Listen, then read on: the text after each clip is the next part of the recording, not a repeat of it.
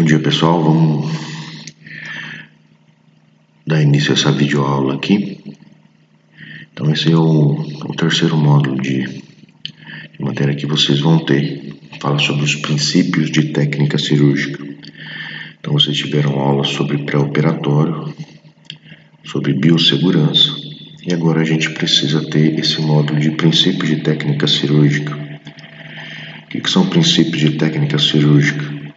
São técnicas de como operar o paciente. Então essa aula ela é dada em todas as faculdades, em todos os cursos onde se fazem cirurgias, são dados esse módulo, essas aulas de princípio de técnica cirúrgica, que vai tratar como fazer uma incisão, como fazer um descolamento, como fazer uma sutura, uma hemostasia, que são princípios feitos em todas as cirurgias, não só dentro da odontologia, mas em todas as cirurgias.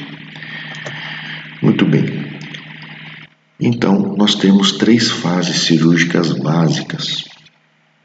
E essas fases cirúrgicas, elas são separadas didaticamente, mas dentro de uma cirurgia, quando você está fazendo uma cirurgia, essas fases elas podem ser feitas conjuntamente, ou uma antes da outra, não necessariamente. Você fará a diérese primeiro, depois a hemostasia e depois a síntese.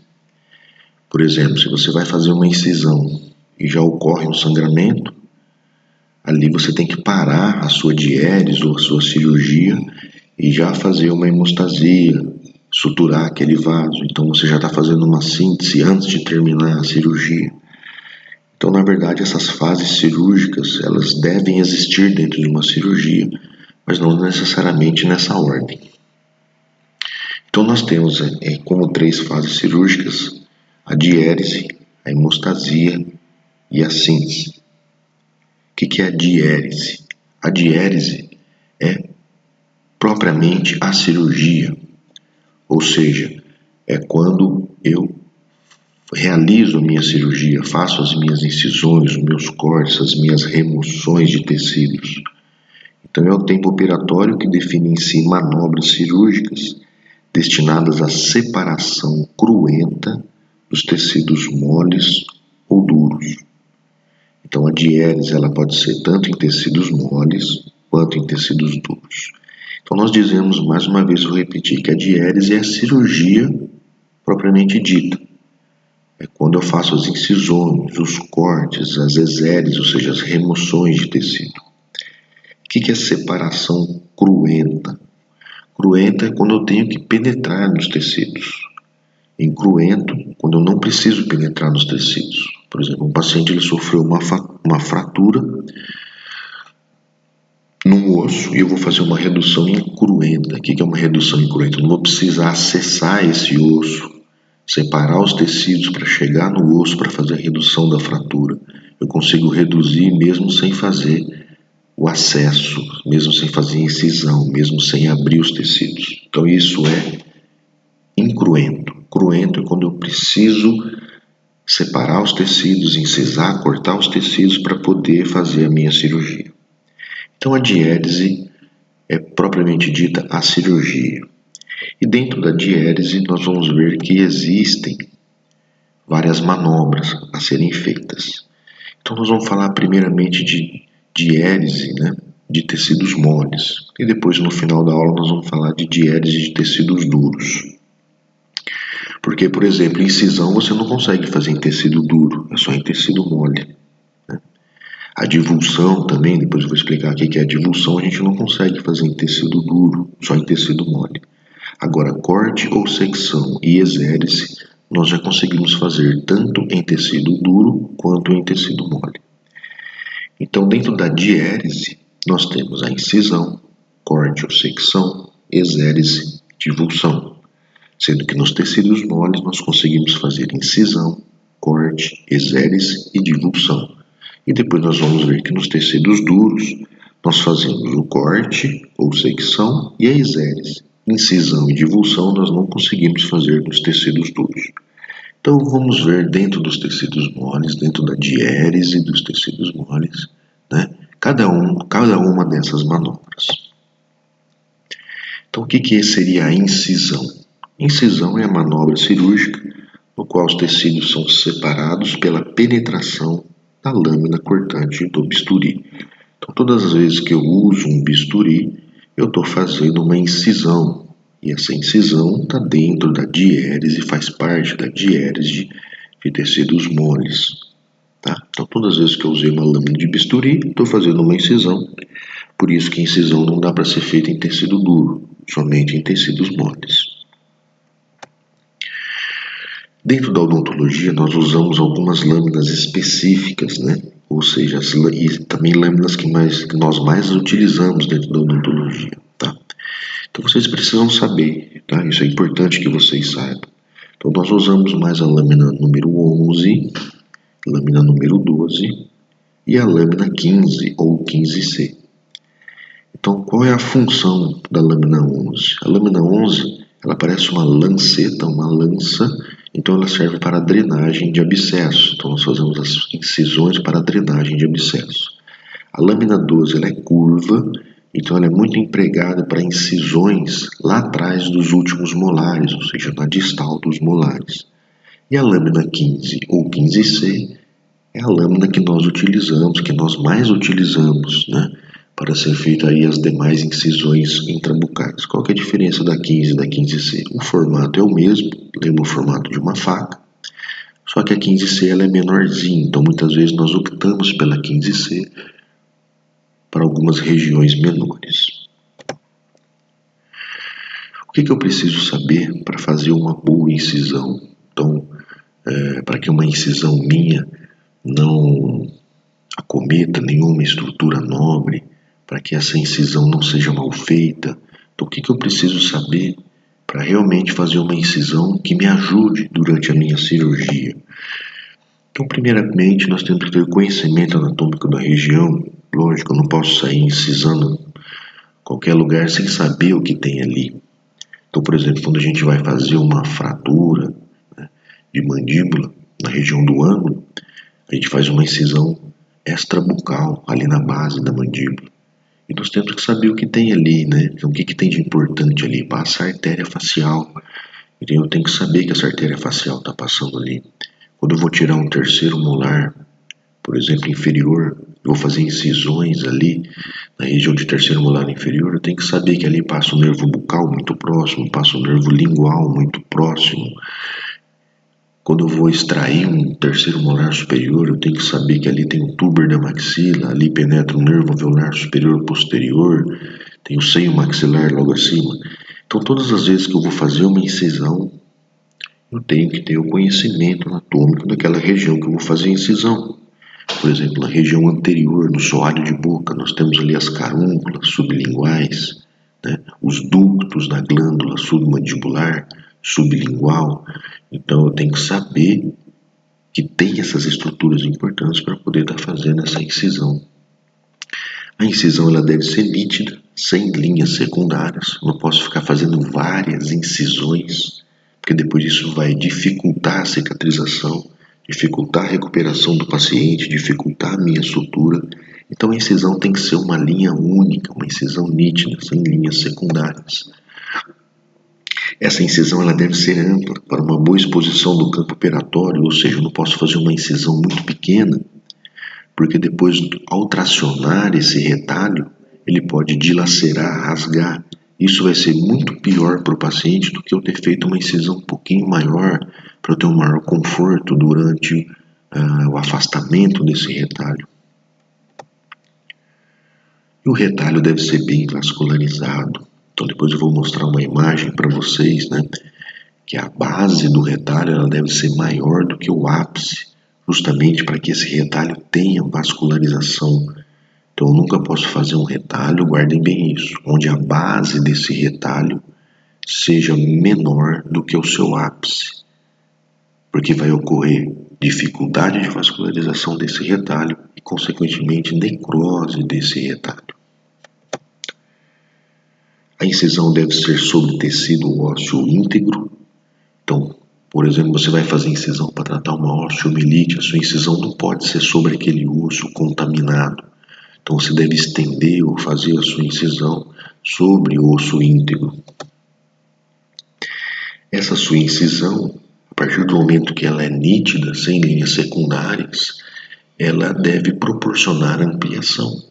Então eu gosto de dar o exemplo que você vai tirar um terceiro molar inferior e um terceiro molar superior, que é o que ocorre mais. E aí você não conseguiu ver na radiografia que existia ali um quarto molar, então você vai precisar tirar esse quarto molar. Então você vai precisar ampliar um pouquinho a sua incisão. Então essa incisão primária sua que você faz, ela deve permitir que, se necessário, você faça alguma ampliação. E as incisões extraorais devem acompanhar as linhas e rugas naturais da face, ou seja, se houver a necessidade de fazer uma incisão extraoral na face, ela deve ser feita em cima das rugas da face, tá? São chamadas de linhas de Langer. Depois nós vamos visualizar isso. Muito bem. Qual a localização das nossas incisões? Então as incisões elas podem ser extraorais ou intraorais. Para nós que estamos começando a aprender agora, né, o princípio da técnica cirúrgica, cirurgia intrabucal, exodontia, então eu vou focar mais nas incisões intraorais, porque nós não vamos utilizar, né, no nosso consultório, no dia a dia do consultório, incisões extraorais. Incisões extraorais são usadas por bucomaxilos a nível hospitalar. Então vamos falar aqui das incisões intraorais, mas vocês já sabem que nós podemos fazer, né, o cirurgião dentista ele pode fazer incisões intraorais ou, se necessário, fazer também incisões extraorais. Então essas são as principais incisões intraorais que nós temos, tá? Nós temos incisões lineares, tanto na mandíbula quanto na maxila, e mais no nosso caso, para cuidar dos dentes ou fazer apsectomias, extrações dentárias, remoção de cistos próximos aos dentes, nós temos essas incisões aí da coluna da direita, que vocês têm que saber muito bem. Tá? Assim, professor, mas eu não gosto de guardar nome, mas nesse caso seria interessante guardar o nome das incisões, porque é dessa maneira que elas são pedidas, né, em concursos públicos. Então nós temos aí como acessos ou incisões intraorais, né, a incisão intrasulcular, a incisão de Part, Newman, Novak, Wasmund, Ochimbin e Loebick, que é mais usada em periodontia, Portland e Dohance. Então nós vamos falar sobre as mais importantes dessas incisões intraorais. A primeira delas, a incisão intrasulcular ou envelope, é uma incisão realizada a nível de papilas. Então é uma incisão que você vai percorrer a sua lâmina de bisturi dentro do sulco gengival e vai fazer essa incisão a nível de papilas. Ela deve abranger um dente a mais por mesial e distal, daqui a pouco nós vamos ver a figura, e ela não possui relaxantes. Então isso que vai diferenciar um pouco ela das outras incisões próximas aos dentes. Você não faz incisão relaxante nessa incisão intrasulcular. O que é uma incisão relaxante? Você tem a incisão principal, que é onde você quer abrir e expor o campo operatório, e depois, para esse retalho não ficar muito esticado, não ter problema de dilacerações, lacerações ou de rasgar, então nós fazemos algumas incisões secundárias que são chamadas de incisões relaxantes. Nesse caso aqui, a incisão intrasulcular, nós não fazemos essa incisão relaxante. Então vocês observam aí na figura a lâmina do bisturi penetrada lá no sulco gengival, fazendo aí essa incisão intrasulcular. Então vejam na figura da direita, superior da direita, que a lâmina do bisturi ela penetra totalmente no sulco gengival para poder fazer a incisão das papilas. E na figura inferior nós vemos aí aquilo que estava dizendo, né, no slide anterior, que sempre devemos abranger um ou dois dentes para mesial e um ou dois dentes para distal. Então esse dentinho que está com X aí é o dente a ser removido, né? Vamos dizer assim, e para não haver laceração desse retalho, então nós não podemos fazer a incisão intrasulcular somente no dente que vai ser mexido, né? Que vai ser tratado. Nós devemos estender essa incisão intrasulcular, um ou dois dentes para mesial, um ou dois dentes para distal. Então aqui uma figura realmente mostrando uma cirurgia, onde foi feita aí uma incisão intrasulcular na região do palato. Provavelmente, nós estamos vendo aí a falta do canino, então vai ser feito o tracionamento ou a extração do canino. Então vejo que nessa incisão eu não fiz incisões relaxantes, ou seja, para o meio do palato. As incisões foram feitas somente nas papilas, na região de papilas e dentro do sulco gengival. Ali na figura da direita inferior vocês estão vendo uma exposição ali do nervo nasopalatino saindo ali do forame incisivo. Bom, além da incisão intrasulcular ou de envelope, nós temos a incisão semilunar ou de parte. Tá? Essa incisão, justamente, ela tem esse formato semilunar que vocês estão vendo aí na figura. Tá? Ela é realizada somente em mucosa, então ela não é realizada em gengiva inserida, então esse é um tipo de incisão que nós fazemos em mucosa. E ela é uma incisão muito indicada para a realização de apsectomia. Né? O que é a apsectomia? É quando um dente foi tratado o canal, mas mesmo assim ele continua com uma lesão lá no ápice, com bactérias lá no ápice, e aí é preciso que seja removido esse ápice da raiz e curetada essa região onde tem essas bactérias que permaneceram após o tratamento de canal. Então nós fazemos uma cirurgia chamada de apsectomia, que é justamente para remover esse ápice contaminado do dente, para não ter que retratar o canal. Estou mostrando aqui numa maxila de porco, aí a incisão semilunar ou de parte. Vejo na figura inferior como você consegue uma exposição ampla do campo operatório.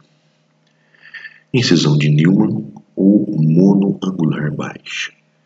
Então vocês estão vendo aí na figura que existe uma linha vermelha. Né? Então, o que seria incisão de Neumann ou monoangular baixa? Monoangular porque ela apresenta uma relaxante. Então vocês veem verticalmente lá entre o lateral e o canino uma incisão vertical. Essa é a relaxante. Né? Então a incisão de Neumann monoangular baixa ela é feita como se fosse fazer uma intrasulcular, né? Dentro do sulco gengival, aí na região que vocês podem ver de primeiro molar, segundo premolar, primeiro premolar e canino. Então ela é feita intrasulcular, rompendo as papilas, e lá no final é feita uma incisão vertical, que é justamente a relaxante. Por isso que ela é chamada de monoangular, porque ela forma um ângulo entre a incisão principal, que é a intrasulcular, e a relaxante. E por que monoangular baixa? Porque depois vocês vão ver que esse tipo de incisão também pode ser feita lá em cima da mucosa, não próximo aos dentes. Quando ela é próxima aos dentes, ela é chamada de baixa. Quando ela é distante dos dentes, ela é chamada de alta. Então essa incisão ela é a monoangular baixa ou incisão de Neumann. Então ela possui uma relaxante e ela é muito indicada para a realização também de apsectomias, como eu expliquei para vocês no slide passado. Fazer enucleações de cisto, ou seja, remoções de cistos, né? Enucleações é quando eu removo o cisto inteiro, e também para a realização de exodontias, principalmente de dentes que não possuem sua coroa. Então eu vou precisar fazer um retalho, remover um pouquinho de osso, fazer uma osteotomia, né? Uma ostectomia, para depois fazer ou seccionamento dental ou extração direta desse dente. Então quando eu preciso extrair um dente, eu não consigo extrair com fórceps, tenho que fazer uma osteotomia, uma ostectomia, ou às vezes um seccionamento dental. Na maioria das vezes eu tenho que fazer incisões para proporcionar retalhos para expor essa região e fazer essa remoção de osso e esse seccionamento dental e posteriormente a remoção do dente. Então aqui mostrando para vocês aquilo que eu falei sobre a vascularização do retalho. Então vejo que na primeira figura lá, superior do lado esquerdo, foi feito um retalho de maneira errada. Então aquela primeira setinha do lado esquerdo que vocês estão vendo, mostrando que a irrigação ela vem de cima, tá? E toda aquela porção mostrada por aquela primeira seta, aquela seta menor, vai ficar com a vascularização debilitada, dificultada. Então aquela ponta daquele retalho pode sofrer necrose. Então, como que deve ser feito o retalho? Da maneira que está mostrando na figura superior do lado direito. Tá? Então, a relaxante sempre abrindo, né, em direção à base, deixando a base do retalho maior do que o ápice do retalho.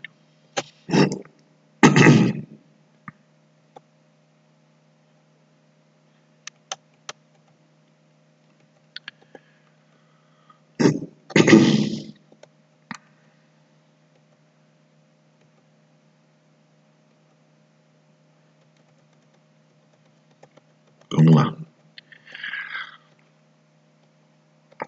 Então, aqui mostrando para vocês a monoangular baixa ou de Newman, feita aqui no cachorro. Então, vejam ali a primeira figura superior esquerda, fazendo a incisão relaxante e depois intraocularmente soltando as papilas.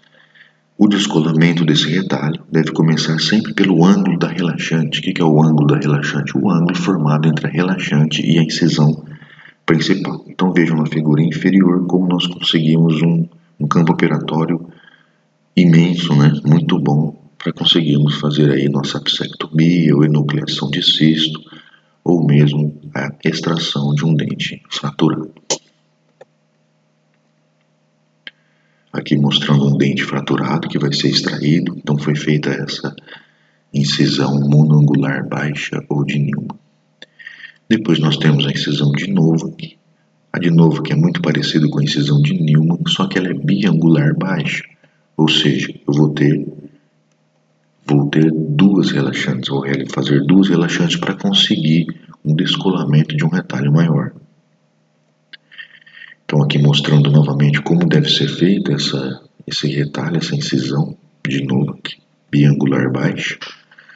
Então vejam que as relaxantes elas são divergentes em relação à base, então elas vão divergindo, vão abrindo em direção à base, justamente para a base ficar maior do que o ápice. As indicações dessa incisão de Novak são as mesmas de Newman, tá? É quando você tem um cisto um pouquinho maior, ou um dente que você vai ter que remover um pouco mais de osso, você acaba optando por fazer duas relaxantes e realizando a incisão de Novak. Mas as indicações são as mesmas: apsectomia, enucleação de cisto, enucleação de tumores e exodontia de dentes fraturados. Depois nós temos a incisão de Wasmund ou biangular alta. Então é aquilo que eu falei para vocês. A de Novak, biangular baixa, porque está próxima aos dentes.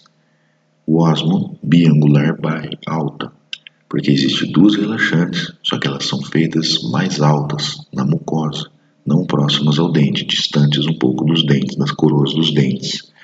Então essa incisão realizada em mucosa apresenta duas relaxantes e também a sua principal indicação é a realização de apsectomias. Então vejam aí a incisão de Wasmund, né, biangular alta, duas relaxantes feitas em mucosa, ou seja, distantes aí da coroa do dente. E finalmente nós temos essa incisão de Dohans. Essa incisão de Dohans ela é feita no palato, tem esse formato de Y, e a principal indicação dessa incisão de Dohans é para a remoção de toros palatinos. Então forma aqueles calo-ossos, né? Aquelas exostoses no palato, elas também se formam na mandíbula. E para a remoção desses toros no palato, a incisão mais indicada é a incisão de Dohans. Então vocês observam na figura a realização da incisão de Dohans. E depois a exposição lá do tórax, então eu consigo uma boa exposição do tórax palatino. E depois esse tórax é removido. Como que ele é removido? É feito vários cortes, né? Várias osteotomias nesse tórax, depois ele vai se removendo com um extrator. Ou usa somente a broca para aliviar, para remover, diminuir esse tórax. Muito bem, com isso nós terminamos a parte de incisão. Então nós vimos lá quais são as principais lâminas que nós utilizamos, quais são as principais incisões, quais os requisitos para se fazer uma boa incisão, e vimos as principais incisões intraorais e os seus respectivos nomes. Nós temos também dentro da diérese, além da incisão, e aí dá para fazer tanto em tecidos duros quanto em tecidos moles, mas nesse caso aqui nós vamos falar sobre os tecidos moles, né? Nós estamos falando de tecidos moles. Nós temos também o corte ou secção, que é a manobra cirúrgica na qual os tecidos são separados, cortando-os ou separando-os com pontas ativas de tesouras. Então, toda vez que eu emprego uma tesoura para separar, né, os tecidos, então eu estou fazendo corte ou secção. Tá? O material utilizado para fazer corte e secção são as tesouras. Então, depois, quando nós tivermos uma aula prática, nós vamos passar para vocês as diferenças entre as tesouras que existem, que nós utilizamos dentro da cirurgia oral. Uma outra manobra que nós temos, além da incisão e do corte, é a divulsão. A divulsão é uma manobra cirúrgica onde eu separo os tecidos sem precisar incisar ou cortar. Tá? Então, eu vou penetrando a minha tesoura ou o meu instrumental, né, e vou separando esses tecidos. Lógico que muitas vezes esse tecido ele precisou ser incisado primeiramente, tá? Mas aí eu não vou precisar penetrar a minha lâmina de bisturi para continuar separando os tecidos. Eu faço só uma incisão superficial ou um corte superficial. E depois eu vou separando os tecidos internamente sem aprofundar a minha tesoura no sentido de corte ou sem aprofundar a minha lâmina. Então, quando eu estou fazendo isso, eu estou fazendo uma divulsão.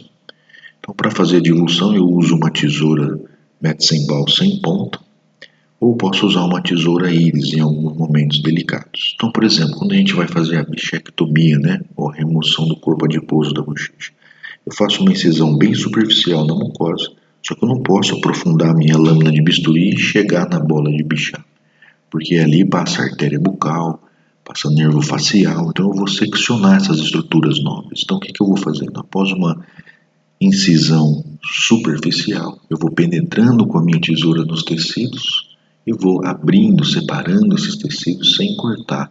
E dessa maneira eu evito danificar, né, alguma estrutura nobre.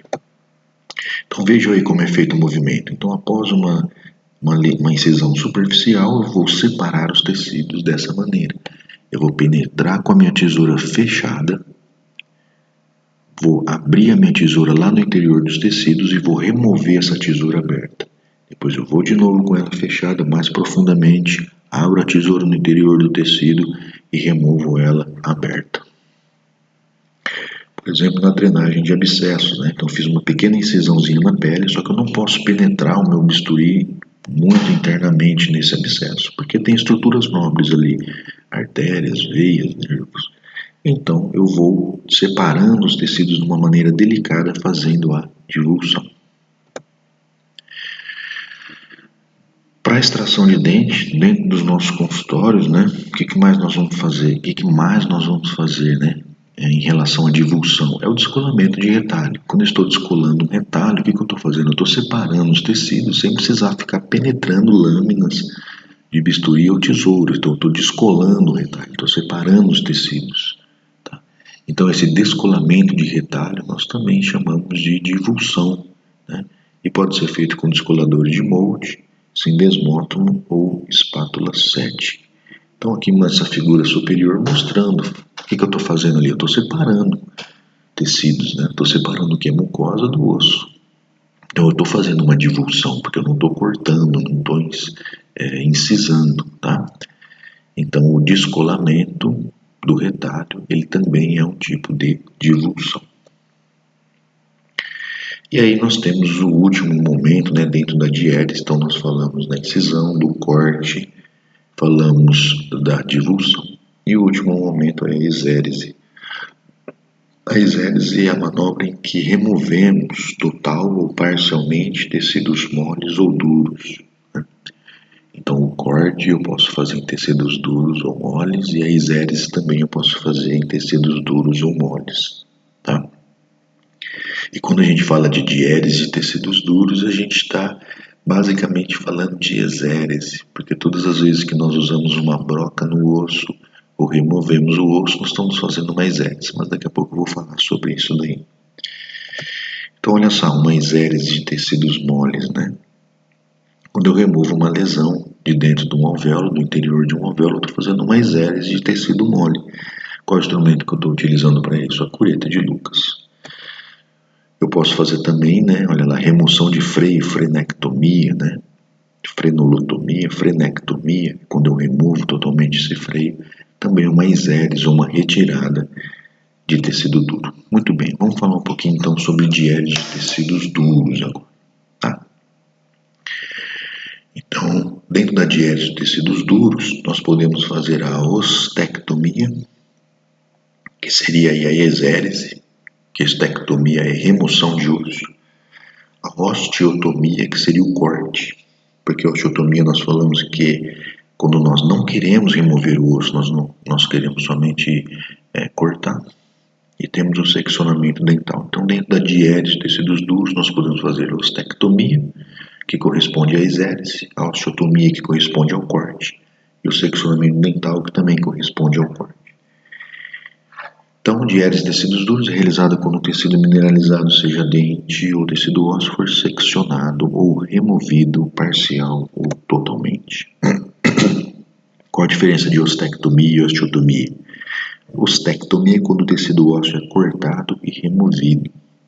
Então, todas as vezes que eu vou acessar um osso com a intenção de remover aquele osso, eu estou fazendo ostectomia. Então, eu pego lá meu alveolótomo, minha pinça goiva, né? Pego uma ponta lá de um septo interradicular e aperto e removo. Então, a minha intenção realmente era remover, não era cortar. Então, o que eu estou fazendo ali? Uma ostectomia. Tá? E para a ostectomia, eu posso usar cinzéis, posso usar a pinça goiva, que eu acabei de falar para vocês, que é o alveolótomo, né? As limas para osso também eu removo, quando eu estou limando o osso. Brocas ou serras também servem para fazer ostectomia. Tá? Então aqui eu estou removendo um ossinho com cinzel e na figura inferior eu estou removendo o osso com uma broca. Qual é a diferença de ostectomia e osteotomia? Na ostectomia eu tinha intenção de remover o osso. Na osteotomia, a minha intenção é apenas cortar o osso. Se bem que quando você está passando uma broca no osso para cortar, você está removendo, né, aquela parte onde você está cortando. Tá? Mas a minha intenção não é remover o osso, era apenas cortar, por isso que é chamado de osteotomia. Os materiais, os instrumentais são os mesmos para fazer a ostectomia, cinzéis, brocas, serras. Tá? E aqui mostrando uma figura de uma osteotomia sagital da mandíbula, quando nós vamos fazer cirurgia ortognática. Então a minha intenção aqui não é nenhuma de remover o osso, muito pelo contrário, eu não queria remover quase nada de osso. Minha intenção é apenas cortar, separar a estrutura óssea. Então por isso que aqui é chamado de osteotomia e não ostectomia. E finalmente, para a gente encerrar essa aula, né? Porque essa aula aqui eu vou falar para vocês somente sobre diérese, e depois na semana que vem eu vou mandar aula para vocês sobre hemostasia e síntese, senão o vídeo fica muito longo. Nós temos aí o seccionamento dental, que está dentro da diérese de tecidos duros, e o seccionamento dental está relacionado a corte também, né? Então é quando o tecido dental ele é cortado. O instrumental utilizado, nós podemos fazer seccionamento dental usando cinzéis ou usando brocas. Hoje em dia o que a gente mais usa são as brocas em alta rotação, número 702 ou 703 ou 701, que são brocas troncocônicas longas, para nós podermos acessar o dente desde a sua superfície até a separação ou a furca das raízes. Tá? Então quando que eu vou fazer um seccionamento dental? Um dente incluso, não tem espaço para ser removido, então eu tenho que seccionar esse dente. Ou um dente que está quebrado, que está no interior do seu alvéolo, mas ele está quebrado, então eu não consigo remover com forceps ou com extrator. Esse dente ele é multiradicular, né? Ele tem 2 ou 3 raízes, então muitas vezes eu preciso separar, seccionar essas raízes para poder estar extraindo esse dente. Então dentro da aula de técnicas de exodontia que vocês vão ter no próximo módulo, nós vamos explicar direitinho para vocês, né? Como o dente deve ser seccionado. Então, o primeiro molar superior ele tem um sentido de seccionamento, o primeiro molar inferior ele tem outro sentido de seccionamento. Tudo isso vai ser passado para vocês dentro dessa aula de técnica exodôntica. Então, olha lá, mostrando, né, na figura. Então o terceiro molar incluso, que não tem como ser removido inteiro, ele precisa ser seccionado.